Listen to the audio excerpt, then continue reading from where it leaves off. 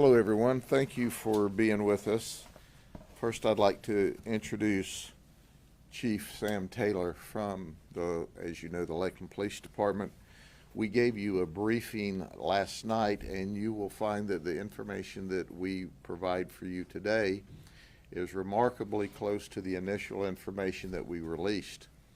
Of course, any information we release this early after an investigation of this magnitude is subject to modification because our detectives are still actively working this event. But before we start, let me show you some brief clips of first clip will be the initial find where the officer heard shots fired, saw them as one of them was running back into the car. Then there was a short pursuit. Then you'll see the second clip, short clip, where the officer was chasing the suspect, and the suspect ran around the corner, turned around, and shot at the police officer. And we will show you not only a couple of seconds of that, but we'll also show you a freeze frame so that you actually can see how the guy was not only not shooting back over toward the officer, but actually turned and squared off in order to shoot at him.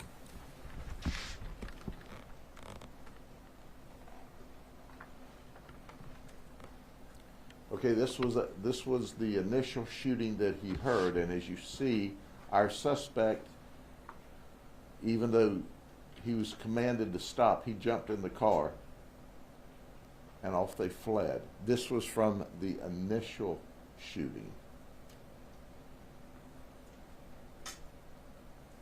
And this was called in as a dangerous shooting. And the pursuit, now our suspect with a firearm to the left, and you can see the firearm in his hand. The car is left on its own to wander down the street and sideswipe some innocent person that's just trying to get home from work. And the next clip, now the officer is pursuing our suspect with the gun, Dalmas. And you see the dirt fly up. That's when the officer is shot, right there. That's when our officer shot. There's the freeze frame to show how he turned all the way around 180 degrees in order to shoot at the officer. And that shot is what hit the officer in the foot. So I first wanted you to see that. Now, as everyone knows, we're doing Facebook Live, and that's important. And the reason it's important today is because the news stations and the television are going to blur out the faces of these folks that are under 18 years of age because they don't want to hurt the little darlings who are, by the way, shooting at the cops, shooting at the neighbors, stealing stuff. So they've got this silly policy where they won't run this stuff. So for all of you who watch the edited news, go back to our Facebook and see the real news, okay? I am not happy with that, if you can't tell. I read the morning paper after a guy tries to kill a police officer, and they fuzz out his face because he's only 13 years old with a gun shooting at the cops after he shoots at somebody in the neighborhood. So here you go. Get ready, editors at your television stations, for editing this stuff out. And I'll probably mention it again that I'm not happy with your editorial decision. Shame on you. You're hiding criminals who are shooting at neighbors, who are shooting in neighborhoods, who are shooting at innocent people because you don't want to show their face. And they're felons. They're dangerous felons. So here's what they were doing, so I can give a little color behind your edit. They were riding around in Julian's vehicle. Julian is 19. Wesley, that shot the police officer, is 13. and Leonard is 14. Now, when we talked to you last night, Wesley was in custody. We had just arrested, the police had arrested Julian in the vicinity of the scene where he ran. Leonard ran and got all the way home to West Lakeland before we arrested him later in the evening. He was 14. Now, here's a test for those of you who would wonder, okay, if there's 3 people in the car, how many guns are there? Well, we found 2. So who had the guns? The 13-year-old that shot the police officer, the 14-year-old Leonard Spate had one underneath the seat. And here's what we know. The details we didn't release. So Officer Smith is on another call. And he's on this other call, and out comes a dangerous shooting in the 1600 block of Kettles near the Simpson Park. So he hears the gunshots, and he rushes up, and you saw the video clip, where Dalmas is now getting into the left rear seat of the car. And the car speeds off. There's a short pursuit. They all 3 abandon the car to run from the cops. Leonard leaves his gun underneath the right front passenger seat where he's riding. Wesley Dalmas takes his gun with him and ultimately shoots the police officer.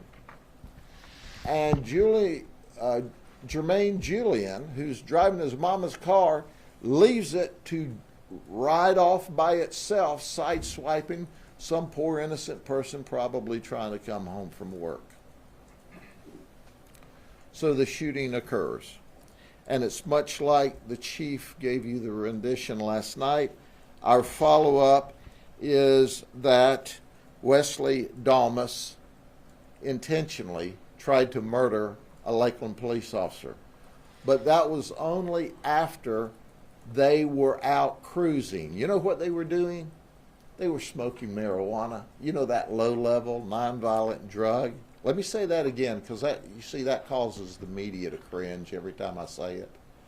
They were all riding around smoking that low-level, nonviolent drug that they call it, marijuana. Well, why were they doing that?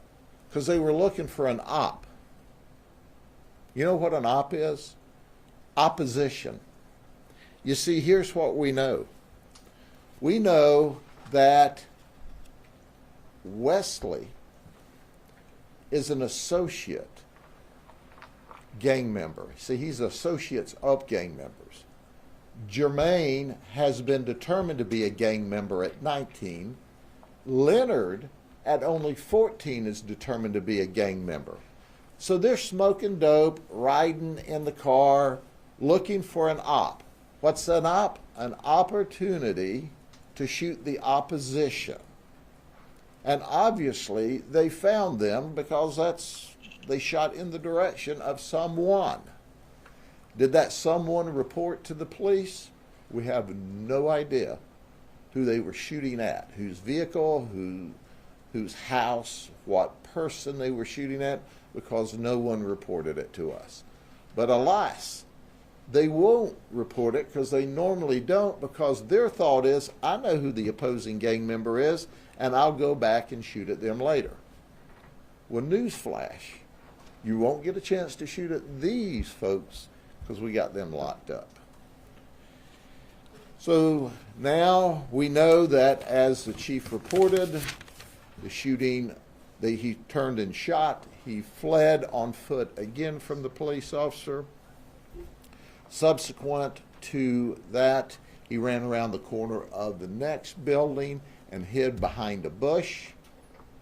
And Wesley then, when the police officer, Officer Smith, noticed that nobody's here, he looked back, and behind him, he sees Wesley, still firearm in hand, jumps up and tries to get away again, and that's when there's another engagement and Wesley shot.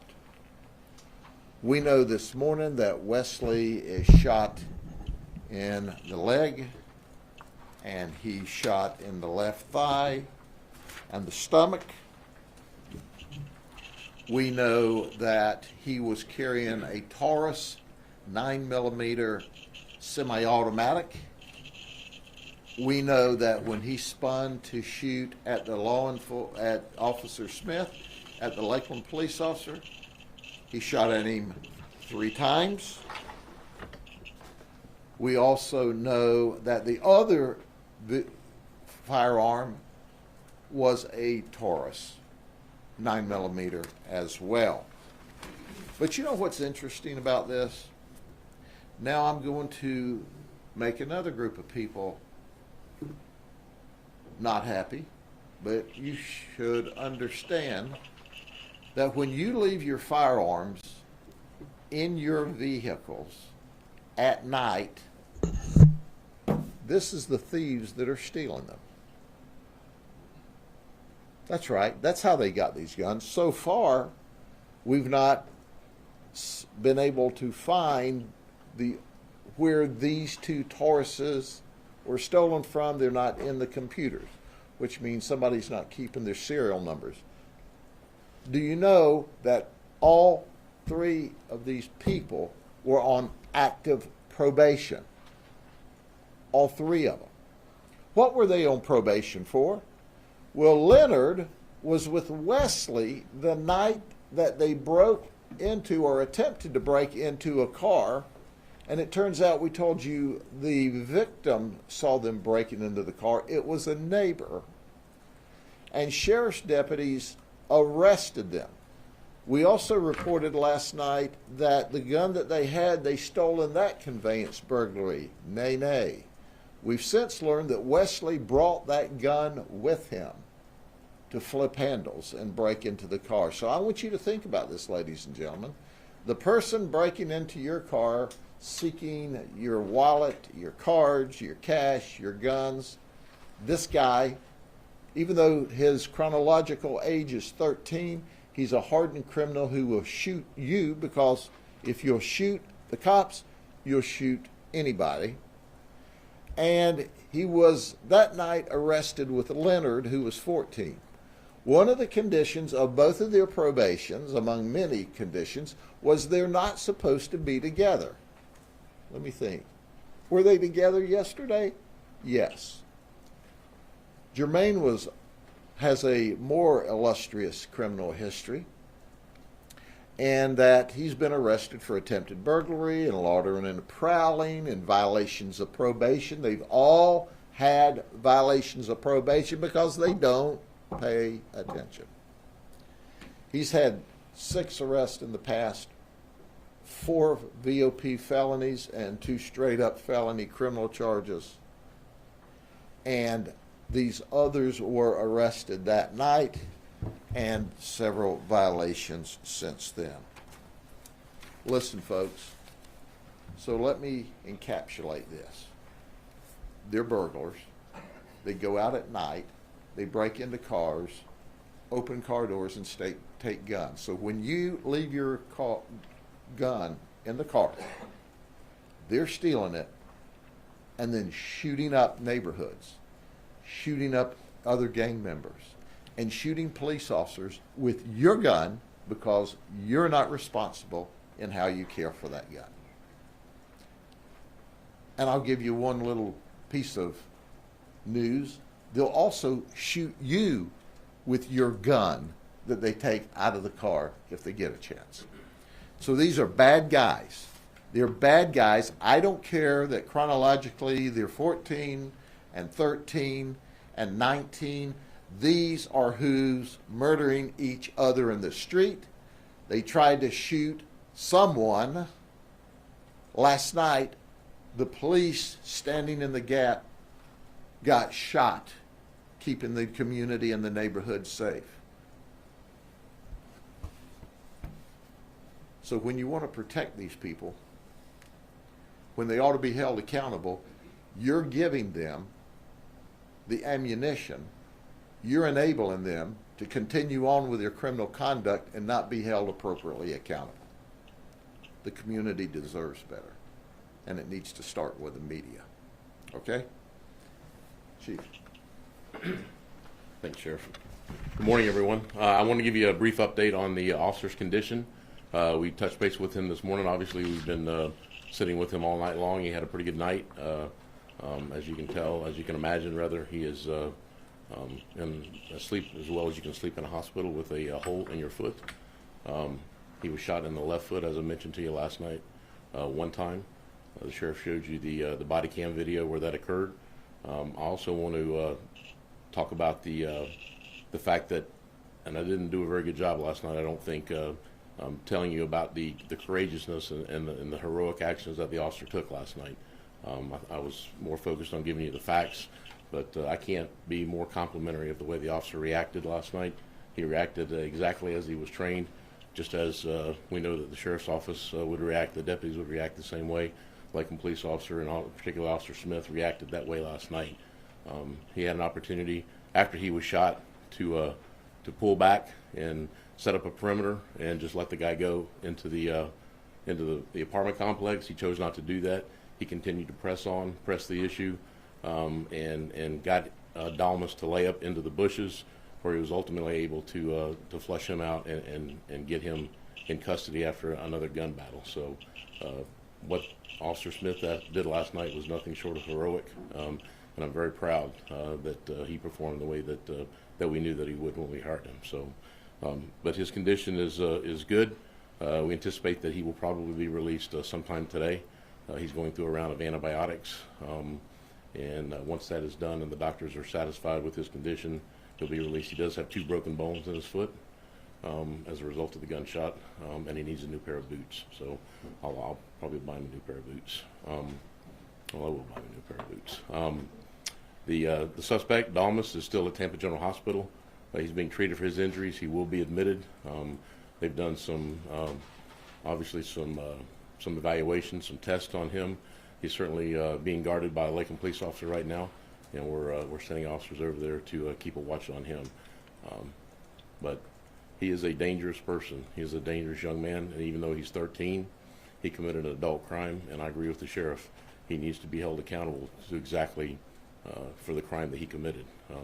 You can't be 13 and continue to get away with crimes like this, and I agree wholeheartedly with the sheriff. I do want to show you one photograph, which I think is instructive. This is shortly after they bailed out of the car and were running down the sidewalk. This is from the in-car camera of Officer Smith. It is a still photograph.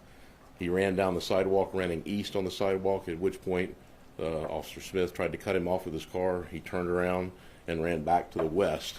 He's fortunate, and by he I mean Officer Smith is fortunate, that Dalmas decided not to just wheel around and shoot Officer Smith in the head, because Officer Smith had a lot going on at the time. He's trying to give instructions on the radio. He's trying to navigate his police car. He has a lot of things going on in the cockpit of that car, and he would have a difficult time getting his weapon out and defending himself. Fortunately, Dalmas decided to run. Instead of not engage him, he decided to engage him later. But this is a still photograph. For those that didn't see the video clearly, you can clearly see the handgun in his right hand that he's running with, and that's a still photograph off the in-car camera. So, right. I also have some updates on some another call that happened in Lakeland this morning. I'll do that after the sheriff and I take questions. So if you have any questions, we'll be happy to stand for questions. So. When Officer Smith was already in the neighborhood, did he receive a call that there was a shooting in progress, or did he just hear the shooting and decided to pursue? Both. He was in the neighborhood dealing with another issue unrelated to the shooting. He heard the shots and then heard the call go out over the radio and started immediately heading into that area. It was not at Simpson Park. Some of the reports I read last night that you guys reported that the shooting occurred at Simpson Park. That is not correct. It did not occur at Simpson Park. It was actually probably about 2 or 3 blocks west of Simpson Park. Okay. Now, are these gang members or just gang affiliated? Like, what's the difference? Well, they're gang affiliated. They're not certified. There's a process they have to go through to be certified as a gang member. These guys just are not old enough probably to have gone through that process and the paperwork, but they're well on their way to be fully associated or fully identified gang members. They're just not there yet. At least 2 of them. Sorry. No. Is it possible these actions were trying to get that certification? I mean, is this kind of is that how this? Yeah, I don't know what right now we don't have that information, so I'm certainly, that would be in their mind, a check mark on their resume that they would probably present for certification, yes. Certainly a possibility. And can you clarify, obviously, at this point, Officer Smith does not know, obviously, the age of the child, correct, or the teen that's shooting at him? He doesn't know, doesn't matter really. He doesn't know the age, and he doesn't know their name, doesn't know anything about them. Look, Officer Smith just came to work yesterday like all the Lakeland officers do, like all of the Lakeland police officers do, and officers all over the state, and deputies all over the state. He had no idea this was going to turn out the way it turned out. He had no idea that this individual that he was chasing, now he had a pretty good idea that the guy was violent because he could see the handgun, but he didn't have any idea the guy was going to wheel around on him and take a shot. Thank God he prepared it just for that event in case it did happen, and he was able to address it the way he was trained to address it. But no, he had no idea. And you recovered the gun? We did. Okay, and do you know how many shots were left in the gun? Were there any shots left in the gun? I'll leave that up to the sheriff and investigators to talk about later if they want. So that's, yes, we do probably have a pretty good idea, but they're still trying to firm that up just to make sure. How old is Officer Smith? And was he one of the ones that were recruited from New York? He did come from New York. He's one of the NYPD officers we recruited from New York. And I would get you the age. I would, if I had to guess, based on my conversation with him last night, I would say late 20s, early 30s. Although he may be 50, just a young-looking fellow. So, but anything else? Did you recover additional ammo as well? In the car? Yeah, I'm not aware of any additional ammo that we recovered. So. We did recover spent casings from the right front where Leonard Spate was sitting.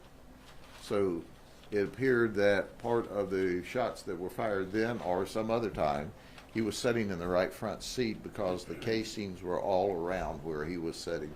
And keep in mind, we're still in the initial stages of the investigations. All of those questions will be answered later on. But what should be astounding to all of you, had these violent, dangerous criminals that were under the age of 18 been taken serious on the front end, then this event may not have happened last night. But when it's just like any other person, when you allow them to get away with it and allow them to get away with it, and they are in trouble for a felony, and you give them the gift of probation, and they don't follow the probation, and they don't follow the probation, and they're not disciplined, there's not a line, and they keep doing what they want to do. And yesterday afternoon, they were looking for somebody to kill. Did you hear what I said? And the police officer heard the shots and ran there to protect the community and ultimately got shot himself.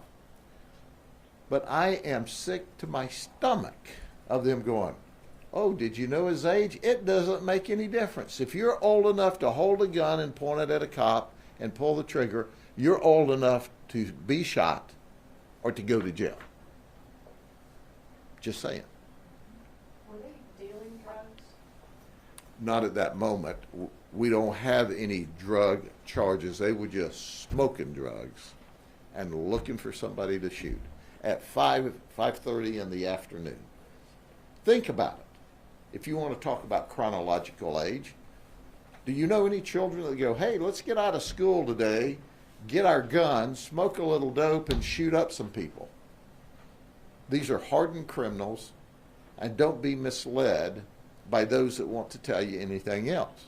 And had the people who wanted to coddle them and hug a thug cared enough to give them the services that they needed to get their attention, we wouldn't have been here where they were looking for somebody to kill and then shot and tried to kill a police officer.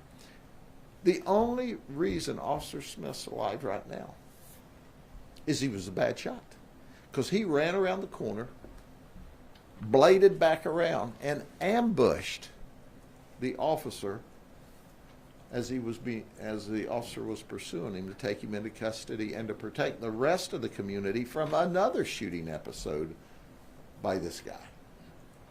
Can you explain why he was expelled from school? I don't have any information about school records, and if I did, most of that is protected by law, so I couldn't respond to that if I knew. We have confirmed that one of the three individuals lived in West Lakeland. And where? One of the three lived in West Lakeland. I'm assuming the other two also. Yes. Actually, I've got all of their addresses here. One of them lived on Kansas. One of them lived in, let me see, West 720 Emma Street. Jermaine Julian, the 19-year-old, lived at 720 Emma Street. Leonard Spate lived at 2581 Chestnut Woods Drive. And Wesley lived at 604 Kansas. This may be a comment more than a question, but I think the reason why the age is important is that we're all horrified. Because I think of a 13-year-old kid in middle school getting detention. If you're really bad, you get suspension. Now they're out trying to kill cops. It's just pretty overwhelming. And they're trying to kill cops who are trying to stop them from killing people in the neighborhood. Yeah. So that should be the story. We got a 13 and a 14-year-old with a gun trying to shoot people up in the neighborhood, driven by a 19-year-old with a long history, and they've all been caught breaking into cars or attempting to break into cars. Is this related to the Iowa Street shooting? Are they related to that gang? There's no indication of that.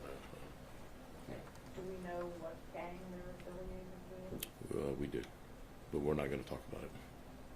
We don't market for gangs. Right. All right.